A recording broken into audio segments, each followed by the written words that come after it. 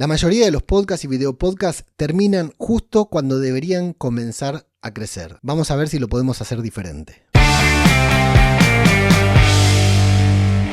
El final de tu podcast es lo último que la audiencia va a recordar, pero al final ya estamos cansados. Al final ya hicimos mucho esfuerzo para que la gente nos siga escuchando después de los 30 segundos, mucho esfuerzo para que siga después del 50% del episodio, mucho esfuerzo para que pase a más del 75% y al final ya estamos rendidos. Que llegue quien llegue, que llegue el que pueda, que llegue el verdadero fan. La verdad es que si el final es triste, si el final se diluye, la audiencia lo va a olvidar, pero nosotros tenemos la posibilidad de hacer un final que impacte, que se sienta y que las personas puedan seguir recordando. Lo importante es no divagar. No necesitamos un largo final, no necesitamos una despedida eterna, ni siquiera necesitamos una sintonía. Es decir, en podcast, en audio no necesitamos nada. Si es en video, bueno, tal vez necesitamos alguna sintonía o algo para insertar esas pantallas finales con recomendaciones de YouTube que son muy útiles y algún día también hablaremos sobre ellas. Pero no necesitamos una larga despedida, no necesitamos un final eterno,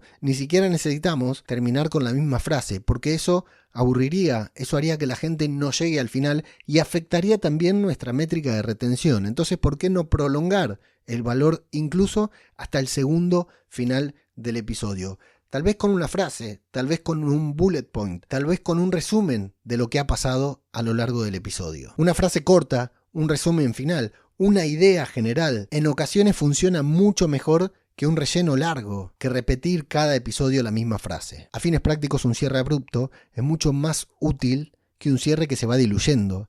Si ya te ocupaste de vender en la mitad del episodio, de insertar la cuña, de dar tu CTA, de hablar sobre tu patrocinador, podés darte el lujo de cerrar el episodio casi sin avisarle a la audiencia, de cerrarlo en el momento de más valor, de cerrarlo cuando las personas se pueden quedar pensando en algo. Y tal vez hasta eso les despierte necesidad de ir a saber más, de volver hacia atrás para asegurarse de no haberse perdido nada, de leer la descripción, de hacer clic en un enlace de la descripción para saber más sobre el tema en cuestión, porque el episodio terminó tan de repente que hasta se quedaron con las ganas de más. Si hasta aquí hicimos todo lo que estuvimos hablando, hemos realizado un gran esfuerzo para mantener la atención de la audiencia hasta el final. Sería muy triste que justo 30 segundos antes de terminar, un minuto antes de terminar, esa atención se vaya diluyendo. Pensemos de qué manera podemos aportarle valor a nuestra audiencia hasta el último segundo del episodio, que sea útil para quienes nos escuchan, para quienes nos ven, que sea conveniente para nosotros. Y todo esto, aunque no lo creas,